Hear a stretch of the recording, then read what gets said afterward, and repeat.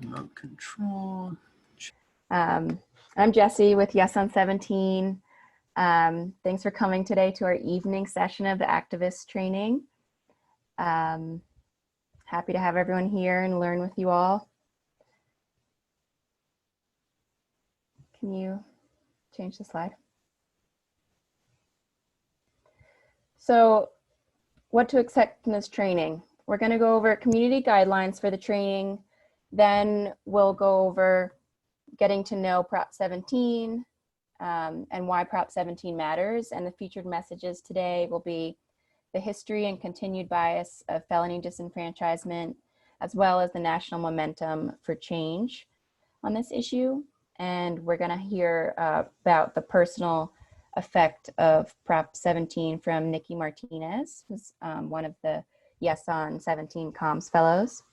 And then we'll talk about ways to support the campaign, which with a collection of featured actions, including how to register to vote, how to become a social media ambassador, and how to get your organization and group to endorse Prop 17. Then we'll go over some resources and have a Q&A session at the end. Thanks. So for our community agreements for the training, we just want to be sure to use person-centered language. So instead, you know, starting with say incarcerated person instead of an inmate, for example, because them being incarcerated doesn't define them, they're still a person. And we want to make space and take space. So if you're participating a lot, try to step back a bit and give other people a chance to participate. We want to have one mic, not talk over each other. It's especially difficult with Zoom to hear what's going on if people are speaking over one another. Mindful listening, active listening, listen to our peers on this training. And we want to assume best intentions. You know, we're here for the right reasons, and we want to assume people have the best intentions, even if we make a mistake about something. Let's see, can you change the slide? Oh, sorry, does anyone want to add anything to our community agreements before we move on?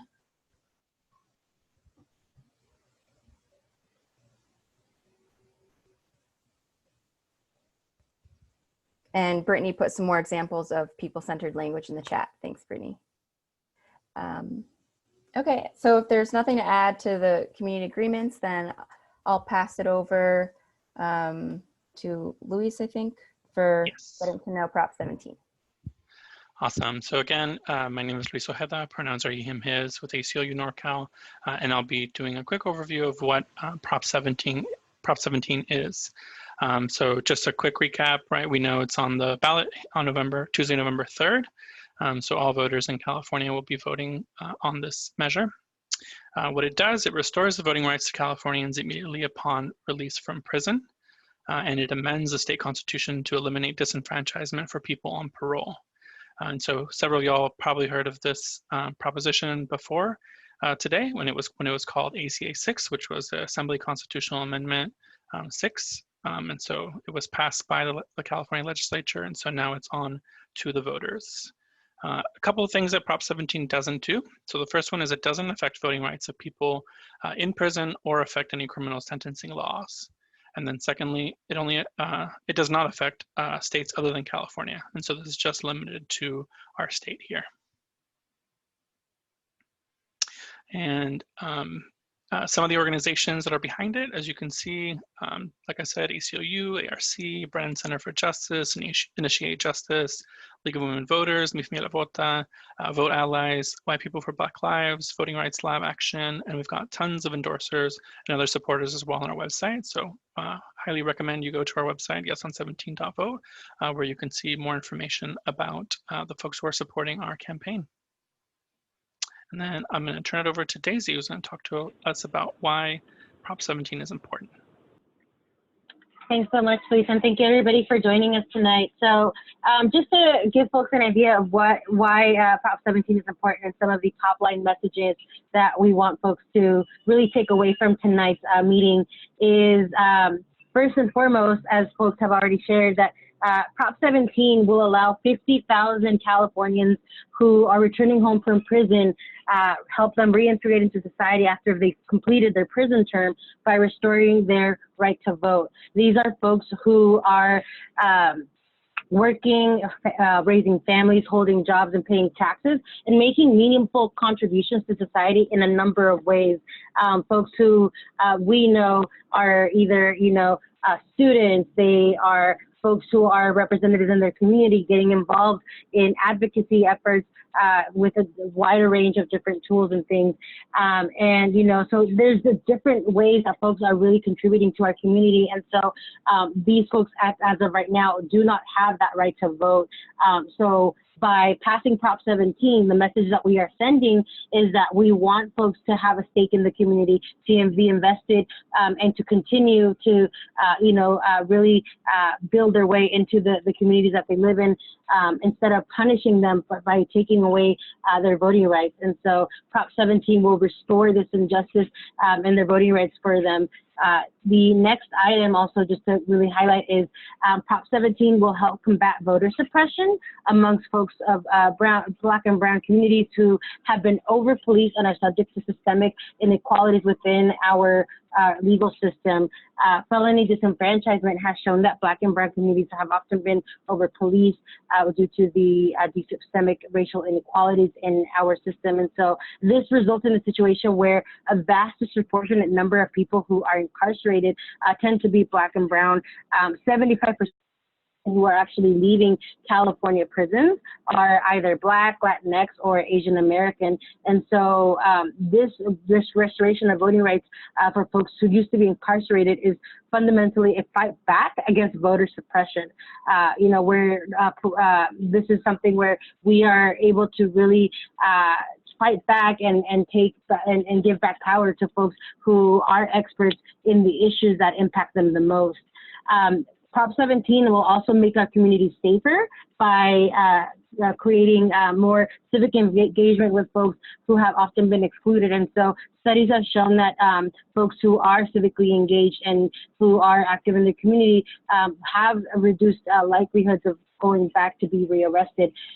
So Prop 17 will really help, make our community stronger by increasing that civic engagement and really reinforcing the fact that democracy works when everyone is included. And as I mentioned, it's to be making it more fair. We actually are behind 19 other states and Washington, D.C. And that's actually something that we're going to be going into a deep dive into later on in the session. But currently, we are lagging behind a national momentum to restore voting rights. In the last year, there have been several states that have already gotten on board to restore voting rights for folks who have completed their prison sentence or have experienced felony disenfranchisement. So by having Prop 17 passed in November, we're going to be falling in line with other states who have already done that, but also leading the nation in other states who have not done that, because as California goes, so do so many other states. And so those who are still behind us will hopefully be able to join that momentum so that way we can really free the vote for everybody who's impacted by felony disenfranchisement.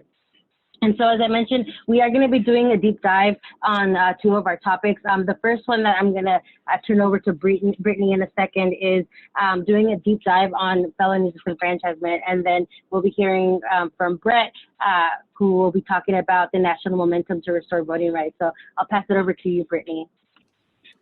Thank you so much, Daisy. So again, I'm Brittany Stone-Cipher, she, her pronouns from ACLU of California. And I'm going to be providing some context about how we ended up with felony disenfranchisement in California in the first place, how we changed that over the years to end up with the laws that we presently have, and the continued impact that felony disenfranchisement has in California today. So criminal disenfranchisement laws have existed in some form since medieval times. However, disenfranchisement for committing a crime was not widely used until the 1800s and early 1900s. And in the US, it's deeply intertwined with the history of systemic racism and racial oppression. Nationwide, disenfranchisement became much more common after the Civil War, After the 14th and 15th Amendments were passed, the 14th Amendment extended citizenship to formerly enslaved persons, and the 15th Amendment prohibited voting restrictions based on race. So after those were passed nationwide, there was a short period of time when people of color, particularly Black Americans, were able to vote in significant numbers, and even to be voted into elected offices. So actually scholars have identified that more than 1,500 African American office holders were put into power during the Reconstruction period between 1863 and 1877. But many states, of course, did not want this to happen given the racial dynamics of the time and the continued systemic oppression that was going on in our country after the Civil War. So many states rushed to find a way to quash the political power of Black and Brown Americans. And they used criminal convictions coupled with the intense over-policing of communities of color as one of the main tools in their white supremacist toolkit. So between 1850 and 1900s, the number of states with felony disenfranchisement laws more than tripled. And California, unfortunately, has its own role in this shameful history.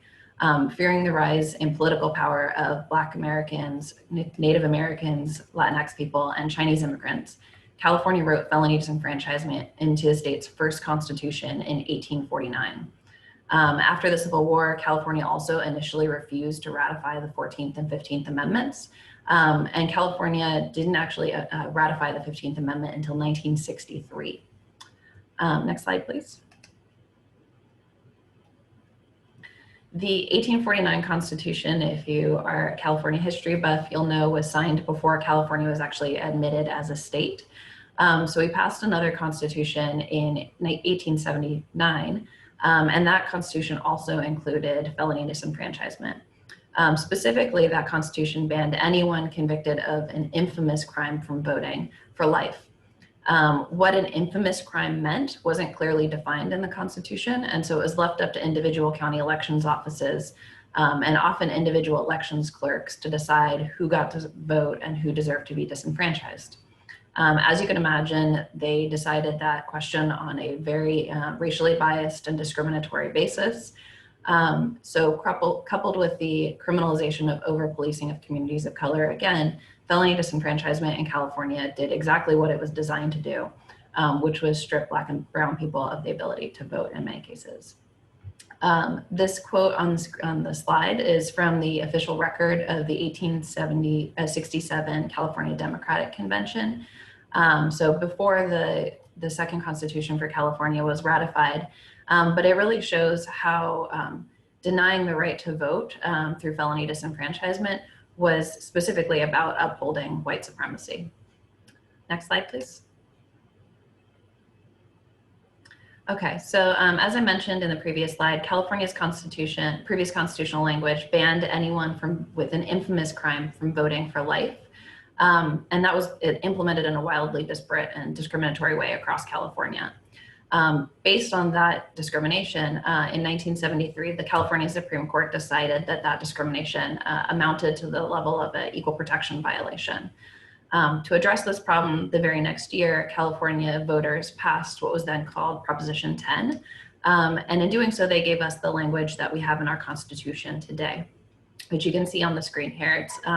It presently says in our state constitution, while imprisoned or on parole for the conviction of a felony, someone is denied the right to vote. And that part that's underlined, the on or on parole, is what we are working to change with Prop 17. So what this means briefly is imprisoned refers to in-state or federal prison, and on parole specifically means the period of time of supervision after release from state prison.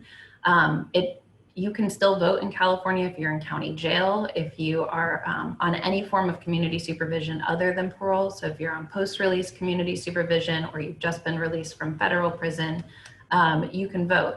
And this often causes confusion and leads many people to believe that they are not able to vote when in fact they are.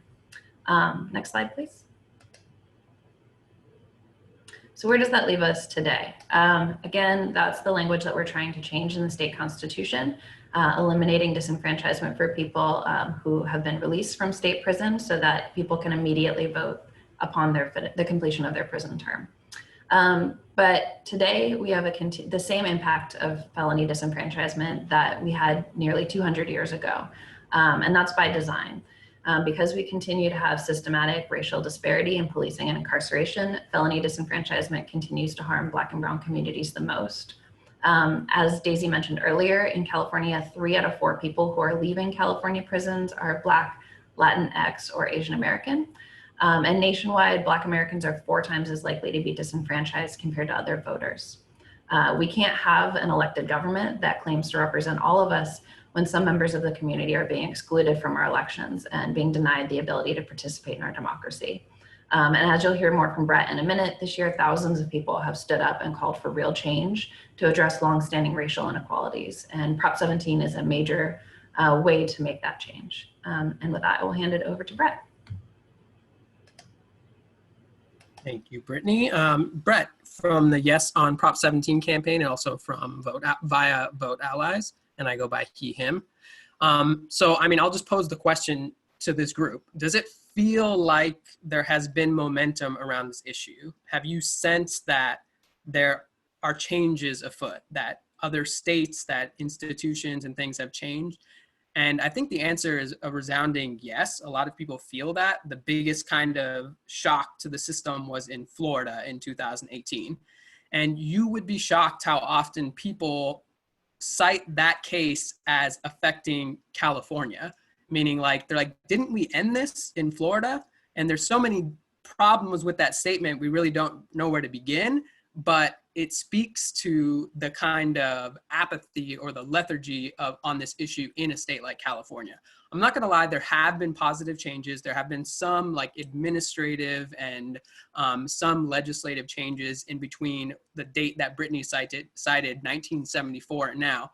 But that is 46 long years without a constitutional, meaning without the people addressing this issue, without expanding the franchise through this method. That is a very long time for any jurisdiction. But you see with this list here, a lot of the momentum that's just been happening in the past 2 years. Like this is just the last couple of years.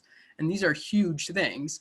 Iowa is noteworthy because it was the last state that had a lifetime ban, felony disenfranchisement for anyone who's committed a felony. So if you committed a felony of any kind, there was a very high likelihood that you'd never be able to vote again. And that was true in Kentucky, Virginia, Florida, lots of states like that. And they all handled it in different ways. But we are handling it here with Prop 17 in the most fundamental way. We're taking it to the people and we're changing the Constitution.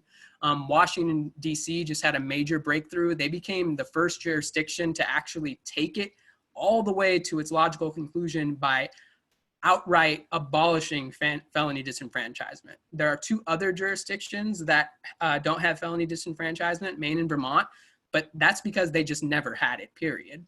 Washington, D.C. had it to some degree over the course of its history, and they just took it all the way and ended it. And I definitely applaud them for that. And there's just a lot of accolades that deserve for that jurisdiction. And they're going to be implementing it now, so we'll see how it plays out. Colorado and Nevada are very noteworthy, along with New Jersey, who's not mentioned on there, because we were mostly either at parity or ahead of them in California, and they just straight up leapfrogged us. They just said, nope, we are going to get ahead and we are going to end felony disenfranchisement for anyone who's completed their prison sentence. So now we are behind. When people talk about the 19 states in DC, those are 2, along with New Jersey, that just leapfrogged us. So it's not, it's not a great place to be. It's not a good look for California to claim we're the progressive vanguard and then fall behind. And then, as I mentioned with Florida, they are noteworthy because their felony disenfranchisement was so pervasive, so racist, let's just call it what it is, so systemic that it was worse there than almost every other jurisdiction combined. That's how bad it was. And we know Florida is one of the biggest states in the country too. So when they changed their constitution, which is good, they at least addressed it in that way, it was the largest single enfranchisement in decades of any kind since, talking about the height of the civil rights era in the 1960s. So that was very noteworthy, but for anyone who's been following it, they know that the implementation has been very rocky. So what's cool, I don't know if we're going to touch on this, anyone else, but what's cool about Proposition 17 is the chances of any issues like that are 0. That's in part because of the stellar legislative work that people have been doing leading up to this to make it what it is. But there are no carve-outs, there are no things where they require restitution of pay or anything like that. It's just people restore their rights once they're done with prison, period. And then the last example was New York, which is interesting because on the books, on their constitution, New York and California are pretty similar, but they actually had an governor issue executive order to restore voting rights to people on parole. So that was an amazing thing that he did at the executive level. And you see a lot of what I just laid out here. It's kind of just in this chart. This is what the spectrum of felony disenfranchisement looks like. You have the abolition side over here where people never lose their voting rights in these jurisdictions. You have a couple of states. One could argue that New York still fits into that yellow column with California and Connecticut because what they have is just an executive order, which could be undone by the next governor, whether it's Democrat or Republican, we don't know. And then you have these other states, you see they're kind of a little more nuanced, and then some at the very far right they are that. They're very far right, they're very draconian, and that's exactly where we don't want to be. This is what the map looks like. This is what it looks like visually.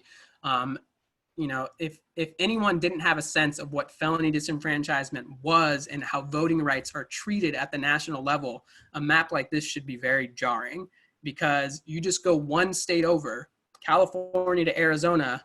If a person lives on the border, they are going to have very confused and mixed signals about their voting rights. We can't change that with any one measure. What we're trying to do is make a state like California as clear as possible. And that's what we can do with Prop 17. And I'm gonna hand it over now.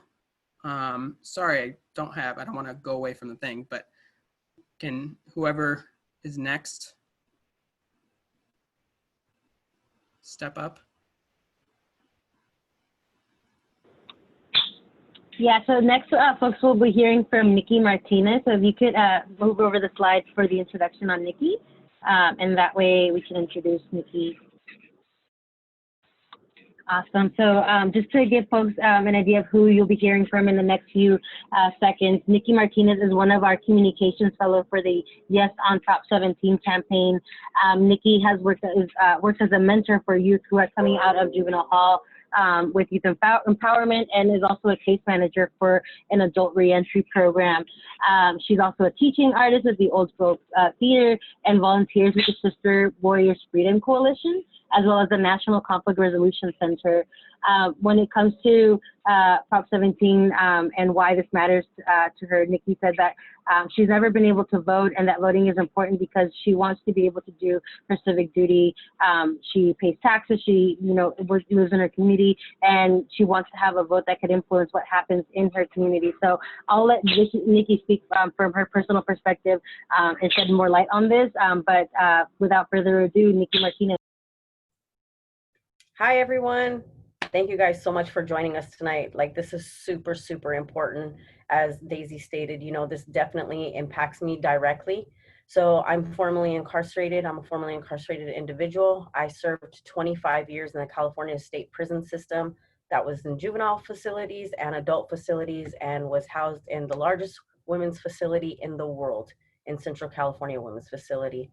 I was 17 at the time of my offense. I was tried and sentenced as an adult to 45 years to life. After serving 25 years, I was found suitable by the California Board of Prison Hearings.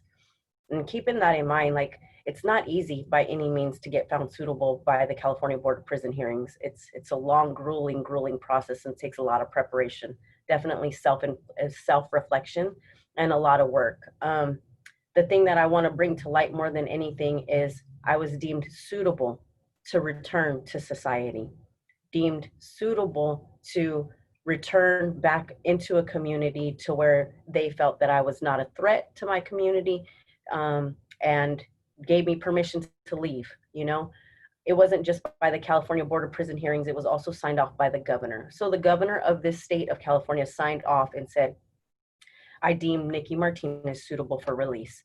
And at the time it was like exhilarating. I was like, oh my God, I'm gonna go back to this free world as an adult with so many different adult responsibilities. As Daisy stated in my intro, I hold 4 jobs, 2 working with youth empowerment, being of service to my community in every way, shape, and form that I possibly can, working with the youth that are currently on probation and working with the adult reentry population. I think the biggest thing for me is just being able to be of service to my community, help my community in any way that I possibly can. And I'm also going to school to pursue my BA. So I got my AA while I was incarcerated, became a certified drug and alcohol counselor while I was there, and decided that I was going to pursue, more further of my education in order to get that one sentence right.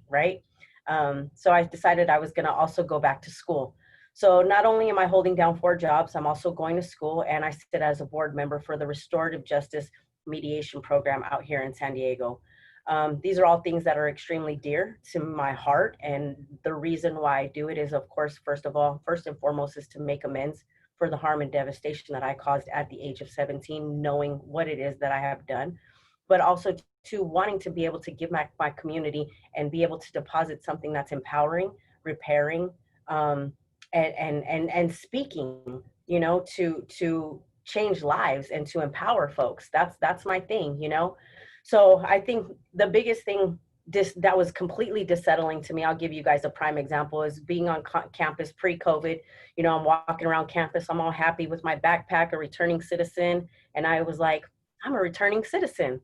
Like, I never lost my citizenship. I didn't lose that. I never lost that right as a citizen. There was so many different folks that were out there, and their thing was, are you registered to vote? Can you vote?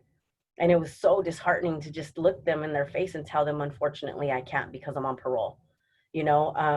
Prime example the other day, and now that we're talking so much about voting and how it's just everywhere. It's coming up on social media. It's coming up on the news. You have people standing outside in front of every establishment known to man right now talking about, are you registered to vote? And it brought me serious, strong emotions the other day, walking into Walmart. And the man early in the morning, like before it even opened, was like, hey, are you registered to vote? And I got emotional, and I had to really tell this man, like, thank you so much for all your hard work, man. And, like, he's constantly getting dismissed, and he's standing out there and he's fighting just so that people know that they have a right to vote, But unfortunately, I had to sit there and I had to tell him, unfortunately, I can't because I'm on parole. So it was just kind of disheartening for me. It makes me feel like I'm not a part of a community that I'm so enthralled and happy to be a part of. So definitely restoring my voting rights would mean, of course, so very much to me, and make me feel like I'm part of the community that I'm constantly contributing to. So thank you guys so much for your time. I appreciate you guys listening, and blessings to everybody. And thank you so much. And when you are allowed to vote, yes, on 17 for sure. And please spread the word. Miss Betty, one of our comm fellows, she says, tell 5 people on Friday. So please do that, you guys. Just spread the word. 5 people on Friday. Just please encourage them to vote yes on Prop 17. And if they have the ability and the privilege and the right to vote, please just encourage them to vote yes on 17. So thank you all. And rock that mask, Alma. I'm jealous because I still don't have one yet. So get it, girl. Thank you. Thanks, guys. Said that. Was that Nikki? About the mask? Yes, ma'am. Put your address in the chat and I'll mail you one tomorrow. Private chat. Oh, yes, private chat to me. Yes, ma'am. Thank you. For sure. You deserve it, sister. I'm so proud of you. This is totally offline, but I just have to tell you that I'm working with the Old Globe Theater, San Diego Art Commission, San Diego State Project. Is it Rebound Project? What's the project? It's in Project Rebound. Project Rebound. We submitted a proposal to the National Endowment for the Arts for an employment project for people. Thank you for your words of encouragement and inspiration. Thank you, Nikki. Jean-Hui, I believe you're on deck.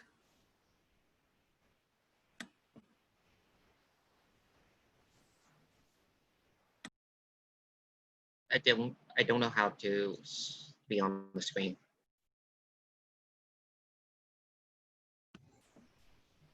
Do you want me to spotlight you? I guess so. Hi everyone, my name is Jean-Hui. I am a director of advocacy for We the People here in San Diego. I'm appreciated for the moment to be part of this campaign, and I'm here to talk to you guys all about the way to support Prop 17. So as you already heard earlier, probably, is this whole campaign has started actually for a year, almost 2 years, since last year, when all of us working on the bill, and now it's the final stretch. And we have only 1.5 months left to really push it to the to the finish line. So all of it have always been grassroots. So we appreciate everyone to help us to support this. So first of all, number one is to vote for the bill. Right now, please make sure you check your voter registration status today, because you want to ensure that you are registered and your address is correct. That way, to make sure that you're going to get a mail ballot in the mail. And then the second part is to donate to the Yes 17 campaign, because like anything at all we do during this time, like we need money in terms of funding to help that to communicate with other voters as well. So I'm sure Brett will drop in the chat the link to donate the money. Donate to make a donation to Yes 17 campaign. And then the other thing that you can also do is follow us on social media as well. Get to know all the information coming up, share with your friend, and let them know that they're about the proposition going to come up at the on the ballot. Become our campaign fundraising captain or social media ambassador, because they're nothing as genuine as us doing the work, the community member doing the work and sharing information, right? And also get your agency or community group to endorse yes on Prop 17. And then the next part is super exciting, is to call and text 5 your friends and ask them to join our mailing list using the sample script that we can email to you as well. But the idea is like you talk to 5 of your friends about the prop. It's super easy, right? Like you can say like, hey, like Michael, you heard about Prop 17? Like it's like, if we vote yes for it, it will allow the people who are currently on the parole to get the voting right restored. We should definitely do that. It is simple and easy. It should be like maybe most of the conversation about a minute or 2, but because your friend gonna trust you, they're gonna vote the way that you're asking them to. And then at the end of that, also ask your friend to talk to another 5 of your friends. 5 of their friends. So this is how grassroots really like roll out and build the momentum. And then ask them to also join us at the next training on Friday, October 2nd at 1 p.m. We'll move to the next slide. So voting this November eligibility, in order to vote, you have to be eligible and register. You have to be U.S. citizen and resident in California, at least 18 years old on the election day. Not currently sentenced state or federal prison or on parole. Not currently found mentally incompetent to vote by court. Obviously, we're hoping to change one of those eligibility by the end of by November 3rd. Otherwise, eligible adults may still vote if they're sentenced to jail or probation, serving a misdemeanor sentence, awaiting trial, or discharge from parole, or any form of community supervision other than parole. So, like for instance, what that means right now is, folks who are currently in county jail, they are actually, as long as they don't serve a felony, they actually can vote. Many grassroots, you can check with grassroots community in your community to see if there are any effort about register people in jail to make sure they can vote. The sheriff don't like that. We do. We go in there and we try to register people to vote. If you want to learn more, talk to me, connect to me afterward. I can share with you how San Diego doing it. It's pretty awesome. Next slide, please. So when to register, the deadline is October 19. But however, you are allowed to register on the same day and vote. Depend on the county. Most of the time, you can definitely go down to your register a voter office. You can register there and vote in person. But however, I do know, depending on the counties, you definitely check with them there. And also at the polling location, on the same day, you are allowed to register and vote. So despite if anybody that missing the deadline October 19th, that is okay. Just tell them, like, do the whole thing that we also do. Knock on the door and say, hey, did you vote? You want to vote? Get in my car. I'm going to drive you to the polling place and get in line, and then we're going to register you, and then you can vote right there. Even if you vote for one item on the ballot, do it. And make sure you vote for Prop 17. But of course, we make sure you vote for everything else too. So how to register, you can also do that online, paper form on the phone. The online is super easy. Like you can Google it and say register to vote California. Boom, it's gonna take you to the state website and you can do it. Or again, you can do it on the election day, usually in person, if you can vote right away. If you really, really, really want them to vote for everything else, just check out some of the voting guide with like a whole list of state prop. There are 3 other ones that also have, effects on racial justice. Have them vote for on board. Would be fine too. I can tell you afterward. So check your registration status today. Register to vote.ca.gov. Next slide. So casting the ballot. So this year, because due to COVID, so all the registered voters will get a vote by mail ballot. It's gonna come to your mail. And it's super easy because I personally like it because you get to vote early. Because most of the registered office will mail the ballot out on October 5th. And you get to vote at your home in your convenience, and you can research on the bill. You can ask your friends, ask ally, reaching out to trusted organization on how to vote some of those stuff, and then even candidate too. But you can do that. And then you can return it back to USPS, through the mail. You don't have to put a stamp if you don't have the money for it. It'd be fine because it's already prepaid. Or usually a lot of county, they have the mail drop-off ballot location. You can check on their website to find out which location, and then just go there and drop it off, or go to the polling location on the day off and drop it off. And also, you can also, if you choose not to vote with mail ballot, and you're like, I still want to go here and you want to ensure that my vote is there and it's not missing or whatever it is, you can vote in person. But just so you know, every single place is practice safe space, 6 feet apart. So check out some of those locations and make sure that, I know in San Diego, they open for 4 days of voting. So starting October 31st to November 3rd. So check out in your county to see if they do the same. Because if they do, then try to go and vote earlier. Don't wait until the November 3rd because it's gonna be a long line. And then also, when you go there, again, you can register to vote on the same day. I cannot stress enough about that. This is we do everything that we can to ensure that people have the opportunity to vote. So exercise that, and then, because your vote in this November will also give that privilege to the other 50,000 Californians who have been working, paying taxes, and cannot vote, and let them vote, right? So they let them have that same privilege that we do. And then election hotline, protection hotline. So if you notice something strange, you can also call there. But I know there are also some county, they do have this services where they allow you to track your ballot too. So if anybody have concern about voting by mail, there's that service that when you register, and then you can track where your ballot go from the moment that you drop it off, and and then it come back when it's counted along that. So next slide.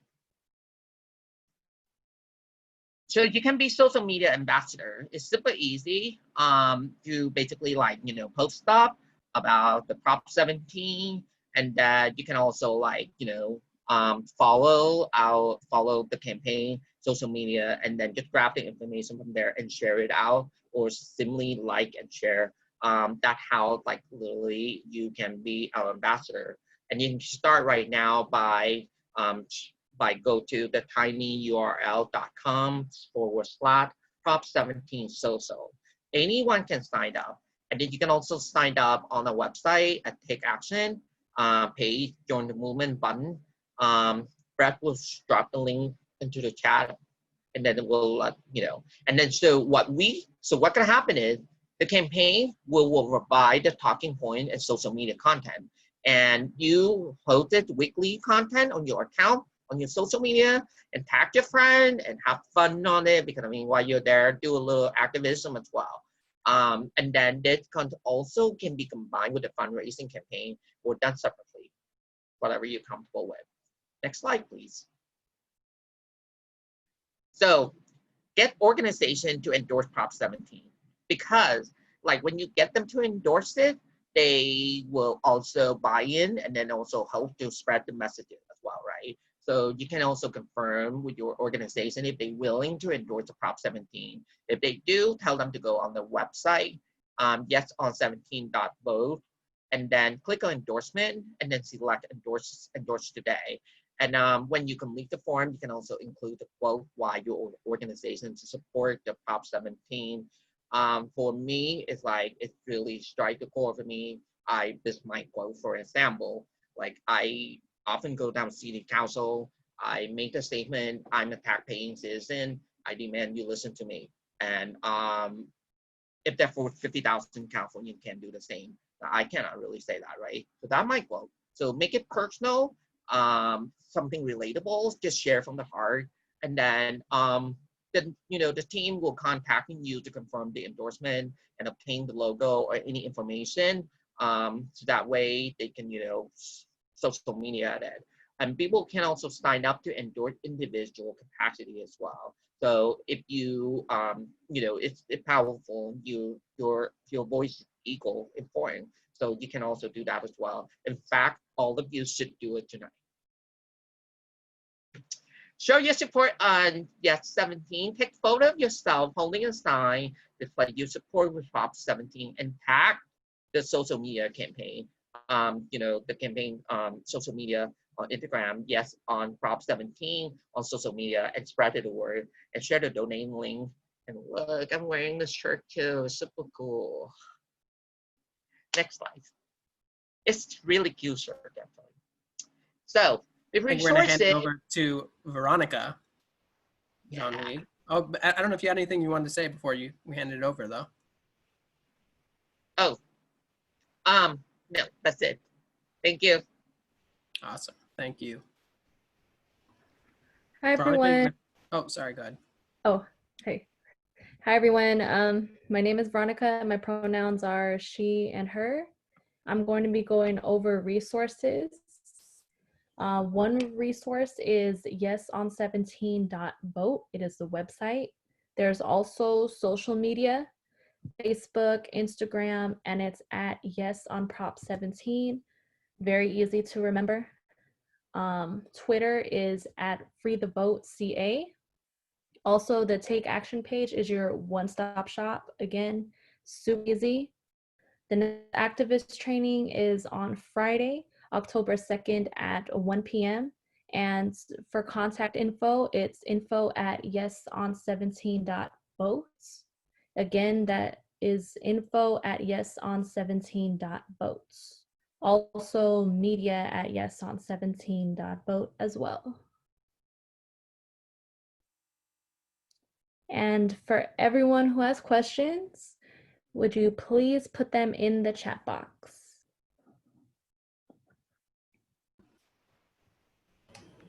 Thanks, Veronica. And I think since we have time today and we're not doing breakout groups, if people want to take themselves off mute, we might also be able to try Q&A that way. We have one question already about phone banking and other voter outreach. So to Jessica's question, voter outreach is obviously like a very broad way of thinking about it. So the closest thing we have now to physical voter outreach is going to be mailers. And of course, Jean-Louis talked about this kind of peer-to-peer network stuff. We don't have something phone banking within the campaign. It was a conscious decision, and it's tough. You're talking about a statewide campaign. A lot of people do it, but a lot of campaigns are not doing it right now. And it is in part because of what other people have mentioned. We're a very grassroots campaign. It's possible to do these. Other people mentioned tools, the kind of grassroots tools where people can do it on your behalf. But mostly we're just encouraging organizational partners to do it. So we're not housing it within the campaign because it's a very big lift. So that's not where we're at right now. But in terms of voter outreach, we're doing lots of mailers, things like slate mailers, where we're encouraging people to vote yes on Prop 17. We're reaching people over the airwaves. We're reaching people certainly by digital and social media and stuff like that.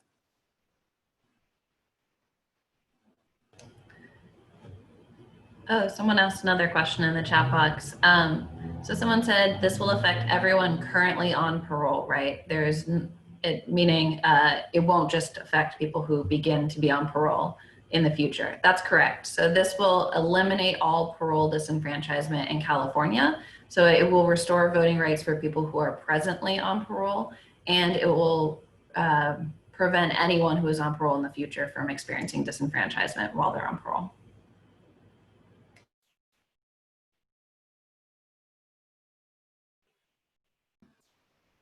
See the question about polling also. I don't know if anyone else wanted to touch on that, but I'd be happy to.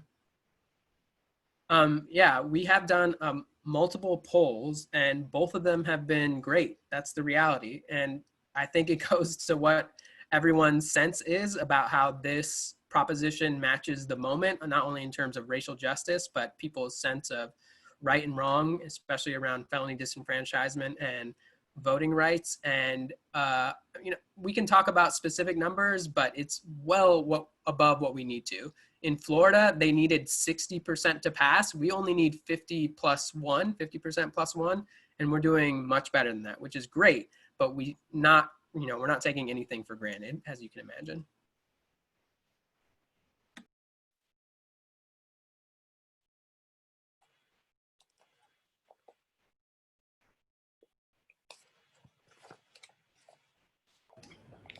Does anyone else have any questions that they'd like to share in the chat box, or just if you want, you can unmute yourself and share your question. See Alma raising her hand. Well, I just wanted to share something that was exciting. I mentioned in the chat box that I learned about this afternoon at a meeting of the Social Justice Committee at my church, which is Grace Cathedral in San Francisco. And our clergy agreed to support Prop 17, to reach out to other Episcopal churches in California and to put it on our social media and our church's website. And we're also having a forum with Dorsey Nunn. I'm sure some of you know him from All of Us or None. And we're gonna, if I have a way to send you the information, I'll be happy to, but he's gonna speak at a forum which will be broadcast from the church, 6 p.m. on the 26th. So I was at an Art for Justice meeting today, and one of the ideas was to reach out to people who don't know about this. We often tend to talk to each other and preach to the choir, which is great, and I love doing it too. But I think it challenges all of us to explain this to people who aren't in our world, who would be drawn to the social justice aspect of it if they understood it. So I'm really happy to be part of this and to learn more about it. I learned so much tonight. Thank you all. Thanks to all the speakers. It was really a wonderful training. So thank you. Thank you, Alma. Really appreciate that. And thank you for sharing that information. I'll put it in the chat box about the event. Thank you so much. Brett, do you want to take the question about yard signs? Yeah, I'll put the link to the image, but COVID, as many people can imagine, has made it very difficult to do these kind of traditional person-to-person handouts of things like yard signs. Some people do make it possible with mailings. I see Kai has something there. By sending them directly from like a third-party source. But if you go to other propositions, you'll see that most people are not doing that, in part because it's just really expensive. And we don't want to mislead people into thinking, oh yeah, just go here and then it's all going to the campaign. In reality, not much would be going to the campaign because it would be a little bit too expensive. So what we're encouraging people to do, and what I have done personally, is use the template that we have to print your own yard signs. And I printed mine at a pretty reasonable cost, but of course they get sent directly to me and then I distribute them as however I see fit. And I'll share that design in the chat.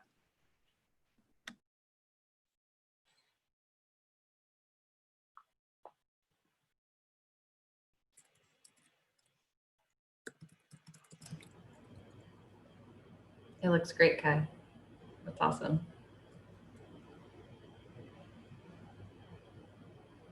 Nice. Are there any other questions people had?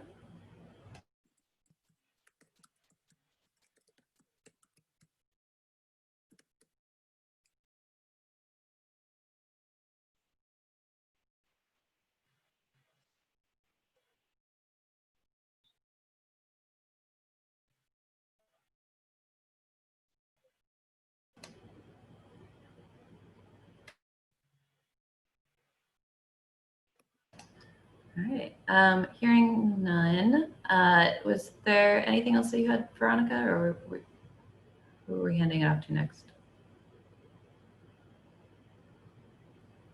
I believe that's it.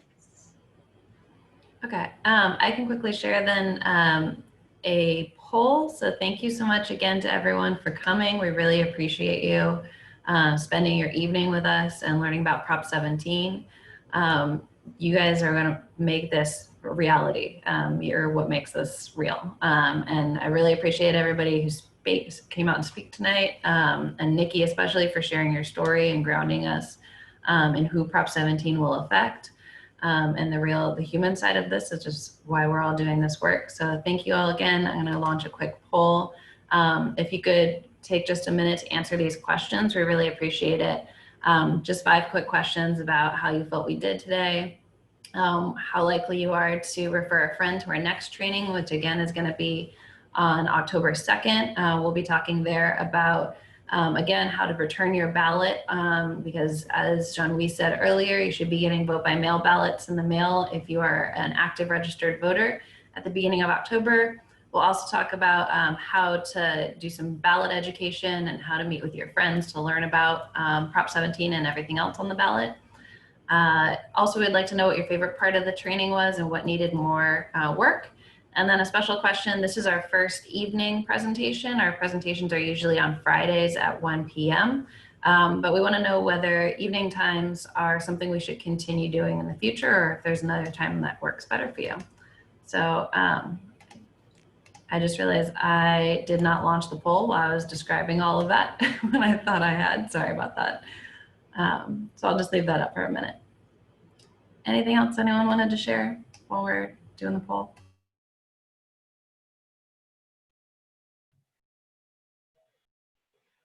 I have a question. Is there anybody on the call from Faith in Action, from any affiliates of Faith in Action?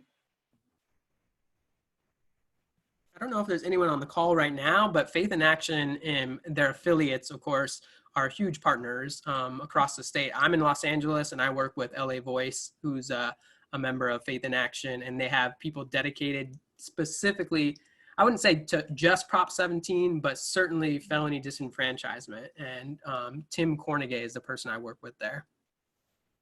Cool.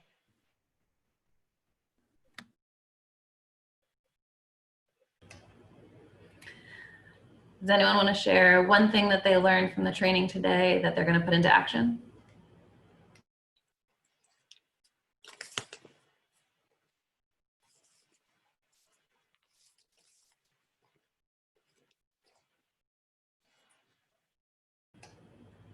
Where is this poll? Oh, oh, there it is.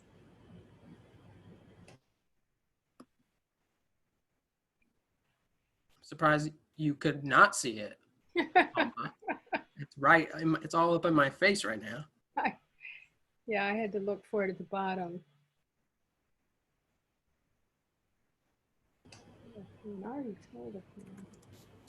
Someone shared in the chat that they'll be using they use the click to tweet. Thank you so much for doing that. If you look in the chat box, there's a link to our social media guide. So there's a super easy click to tweet there, or click to Facebook, I think is also in there. There's images, there's sample social media posts. So if you can take a minute after this to share messages about Yes on 17 with your social media, we would really, really appreciate it.